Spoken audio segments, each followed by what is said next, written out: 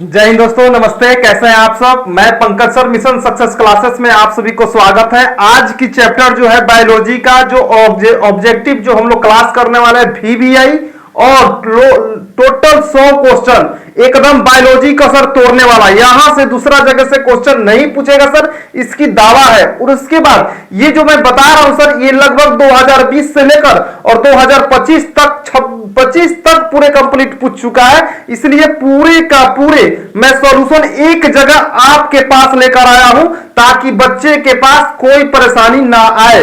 और जैसे कि बात करूंगा बायोलॉजी का, बायोलॉजी सर तोड़ने वाला विषय है, एकदम फोड़ने वाला विषय है और जिसको हम लोग पूरे एकदम इतिहास की तरह पूरे कॉन्सेप्ट वाइज क्लियर करने चलेंगे सर। दोस्त मैं प्लीज सर आप लोग जो है प्लीज शेयर कर दीजिए अपने दोस्तों के पास, क्योंकि सभी बच्चे को ये चीज पहुंच पाए, है ना।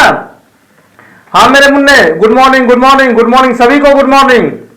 देख रहे हैं सबका, good morning good morning. Priya Kumari sir कैसे? बिल्कुल अच्छा हूं, बिल्कुल अच्छा हूं। आप कैसे हो सब लोग? बिल्कुल अच्छा हूं। चलिए आगे हम लोग चलते हैं दोस्त। पूरे एकदम क्वेश्चन जो है तोड़ने वाला है हम लोग का बायोलॉजी, एकदम बेसिक। जिसको कुछ नहीं आता है सर, यहां एक बार क्लास कर ले, रिवीजन क्लास। मैं वहां तक पूरे का पूरे कॉन्फिडेंस के साथ उसको अच्छा देने का प्रयास करूंगा। चलिए आइए हम लोग चलते हैं। मेरा फर्स्ट क्वेश्चन आ गया, देखिए कैसा क्वेश्चन है। ये पूछा हुआ है 2022 में, फर्स्ट क्वेश्चन पूछा हुआ था। सजीवों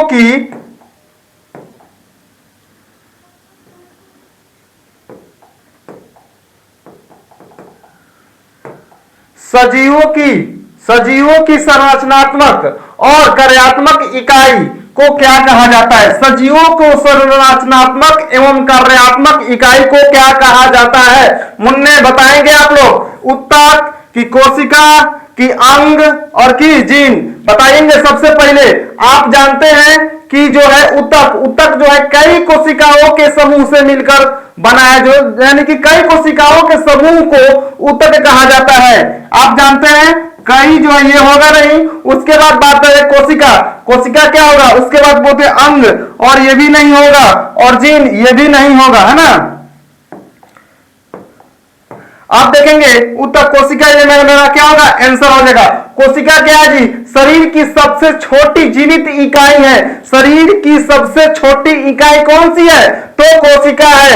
उत्तक की बात करेंगे तो कई कोशिकाओं के समूह को उत्तक कहते हैं। और अंग यानी कि कई उत्तकों से जो मिला होता है उसको क्या कहते हैं? कई उत्तक को मिलाकर हमारा ये अंग बना है ना, ये भी जानते हैं। और जीन यानी कि वंशानुगत गुणों को इकाई को क्या कहते हैं? तो जीन कहते हैं। इसका क्लियर हो गया।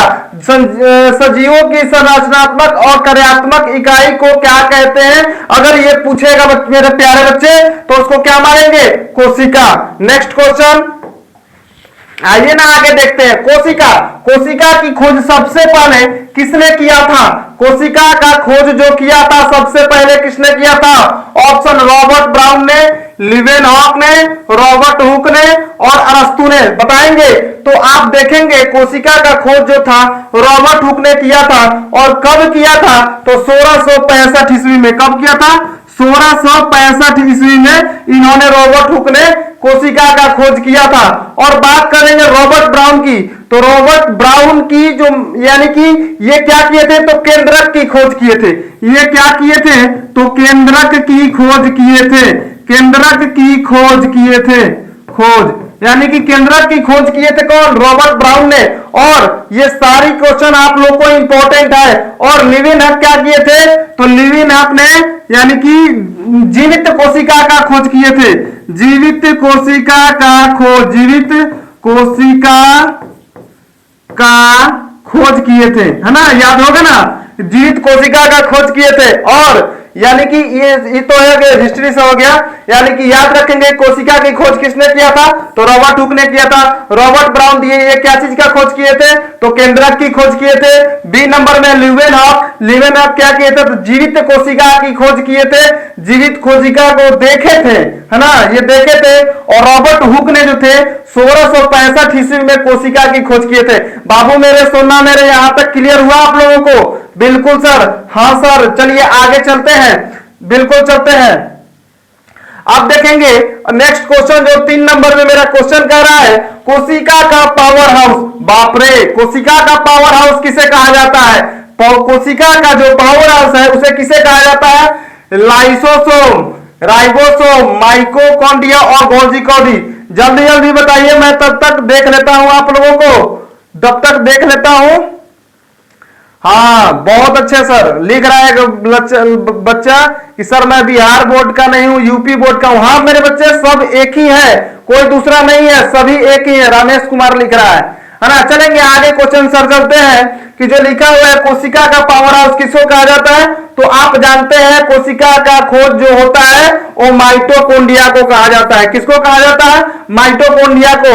अगर बात करते हैं सर सबसे पहले लाइसोसोम लिखा है, तो पाचन का कार्य कौन करता है? पाचन का जो कार्य होता है, पाचन का कार्य करता है, ये क्या करता है? पाचन का कार्य करता है, यानी जो पचाने का काम करता है कौन करता है? ये मेरा लाइसोसोम करता है। ठीक, आगे देखेंगे राइबोसोम। राइबोसोम से सर क्या होता है? तो आप जानते हैं इससे प्रोटीन बनता है। क्या बनता है? ये लाइसोसोम से प्रोटीन बनता है ना, प्रोटीन। नेक्स्ट की बात करेंगे, हाँ नेक्स्ट की बात करें माइटोकॉन्ड्रिया। ये हमारा क्या है? माइटोकॉन्ड्रिया जो है हमारा क्या करता है? यानी माइटोकॉन्ड्रिया कोशिका का पावर हाउस है। माइटोकॉन्ड्रिया जो है कोशिका का पावर हाउस, यही मेरा आंसर होगा। और गोल्गी का क्या होता है सर? तो गोल्गी का बताइए, बिल्कुल आप लोग बताइए, आप बताइए क्या होता है? यानी कि पदार्थों का संग्रह व परिवहन का कार्य करता है कौन? गोल्गी कण। आगे इसमें कोई दिक्कत है सर? नहीं पूछेगा कोशिका का पावर हाउस किसे कहा जाता है? तो माइटोकॉन्ड्रिया को कहा जाता है। सर इसमें ऑप्शन में है लाइसोसोम किसे कहते हैं? तो ये पचाने का कार्य करता है लाइसोसोम, यानी पाचन का कार्य करता है लाइसोसोम। राइबोसोम सर क्या है? तो राइबोसोम एक प्रोटीन बनाता है। क्या बनाता है? जो हमारे शरीर में होता है वो प्रोटीन बनाने का कार्य कौन करता है? तो राइबोसोम। माइटोकॉन्ड्रिया क्या है? तो ये आप जानते हैं ऊर्जा बनाता है। क्या बनाता है? ऊर्जा बनाता है, यानी कि ये ऊर्जा बनाता है। क्या करता है? ऊर्जा को बनाता है, और इसी को क्या कहते हैं? कोशिका का पावर हाउस कहा जाता है। क्लियर? नेक्स्ट सर आगे चलिए। बिल्कुल सर एकदम अच्छे से तोड़ेंगे। जो ये मानव शरीर की सबसे बड़ी ग्रंथि कौन सी है? यानी कि हमारे शरीर की, यानी मानव शरीर की सबसे बड़ी ग्रंथि कौन सी होती है सर?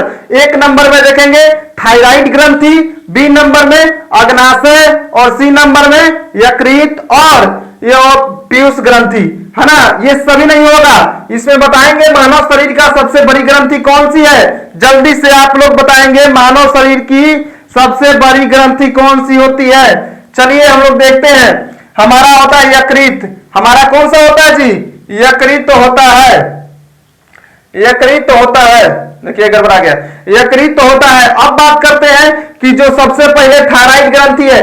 थायराइड ग्रंथि क्या करता है सर? ये आप जानेंगे जो थायराइड होता है वो गले में स्थित होता है। कहां पे? यहाँ पे गले में स्थित होता है, यानी कि ये बात करेंगे गले में स्थित होता है, गले में स्थित होता है थायराइड। इसी के कारण गले में जो होता है ना ये बीमारी होता है, गले में स्थित होता है। और इंसुलिन बनाता है कौन सा जी? अग्नाशय जो है इंसुलिन बनाता है। इंसुलिन क्या बनाता है? इंसुलिन, इंसुलिन बनाता है ना, इंसुलिन बनाता है। ठीक है, इंसुलिन, इंसुलिन बनाता है। ठीक है, इंसुलिन बनाता है। और यकृत जो है क्या करता है? शरीर की सबसे बड़ी ग्रंथि जो है यकृत है। शरीर की सबसे बड़ी ग्रंथि कौन सी है? यकृत है। हाँ सर। और बोलते हैं पीयूष ग्रंथि। पीयूष ग्रंथि क्या है? ये मास्टर ग्रंथि को कहते हैं पीयूष ग्रंथि। किसको?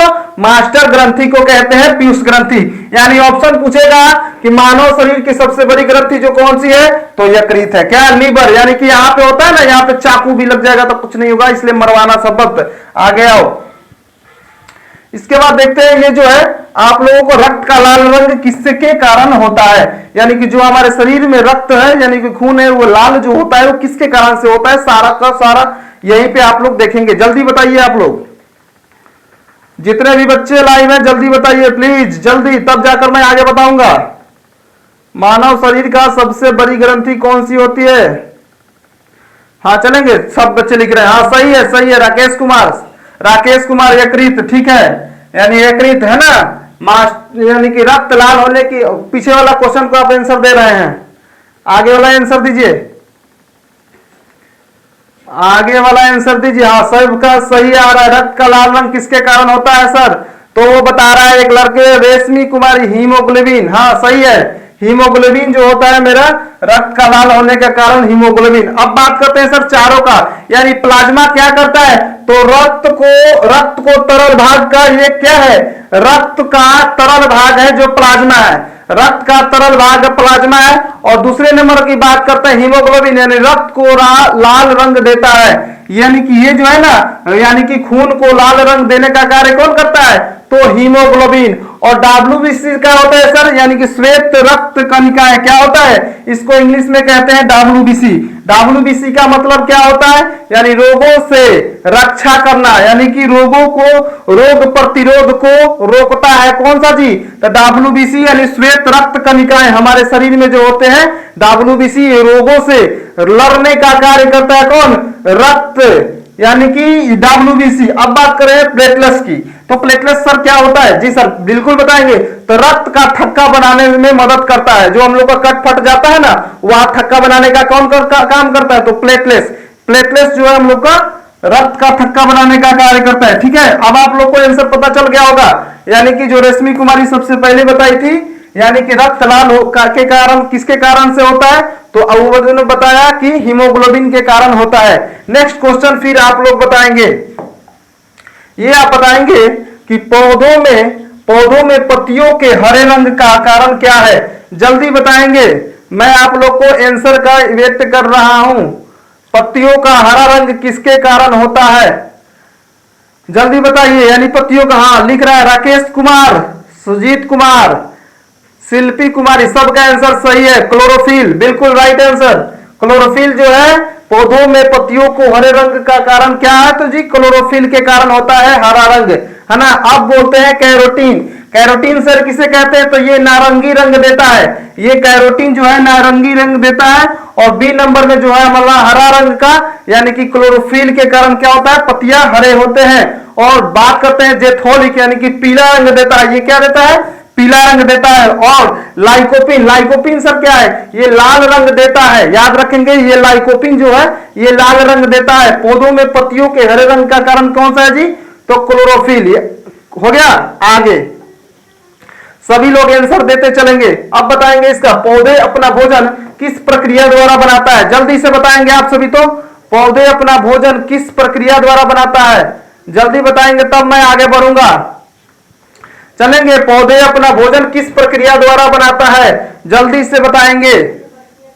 ये एक नंबर जो होता है श्वसन, ये होता है क्या जो दोस्तों? श्वसन। 20 नंबर में उत्सर्जन, प्रकाश संश्लेषण और अवशोषण, इसको हम लोग क्या कहते हैं जी? हाँ बिल्कुल सही, प्रकाश संश्लेषण आंसर सबका आ रहा है। प्रकाश संश्लेषण, प्रकाश संश्लेषण, बिल्कुल सी सी सी सी, सबका सी आ रहा है।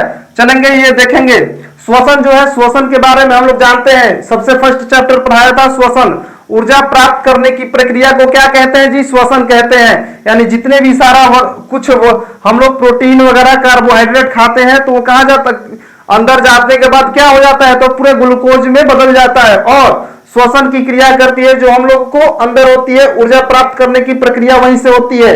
आप लोग को इसको पता हो गया। बी नंबर पे बात करते हैं, क्या कर रहे हैं? वाष्पोत्सर्जन। ये क्या होता है सर? तो वाष्पोत्सर्जन आप लोग जानते हैं, जाल का, यानी कि जल का वाष्प के रूप में निकलता है, जल के वाष्प के रूप में निकल जाता है वाष्पोत्सर्जन, है ना।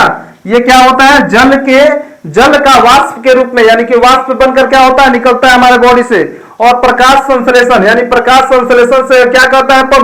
पौधे जो है अपना भोजन बनाता है, किसके कारण? तो प्रकाश संश्लेषण के कारण। ये भी कंप्लीट हो गया। अवशोषण सर क्या होता है? तो अवशोषण जानते हैं, जल और खनिज जो लेता है, अवशोषण है जल और खनिज जो लेता है ना, उसको क्या कहते हैं? अवशोषण कहते हैं। हमारे पूरे कंसेप्ट क्लियर होते चल रही है बच्चे। देखेंगे पौधे अपना भोजन किस प्रक्रिया द्वारा बनाता है, तो आप क्या कहेंगे? तो प्रकाश संश्लेषण। क्या होता है यार? प्रकाश संश्लेषण। क्लियर? डाउट नहीं ना? चलो आगे चलते हैं। जो भी परेशानी होगा ये कमेंट में बोलते चलना, मैं देखते चलूंगा, ठीक है। चलो, एक वयस्क, यानी कि एक वयस्क मानव शरीर में कुल कितने हड्डियां होते हैं? देखिए ये इंपॉर्टेंट को 2024 में क्वेश्चन पूछा हुआ है। यानी कि सबसे पहले बात करेंगे, एक वयस्क मानव शरीर में कुल कितने हड्डियां होते हैं? जल्दी बताएंगे एकदम।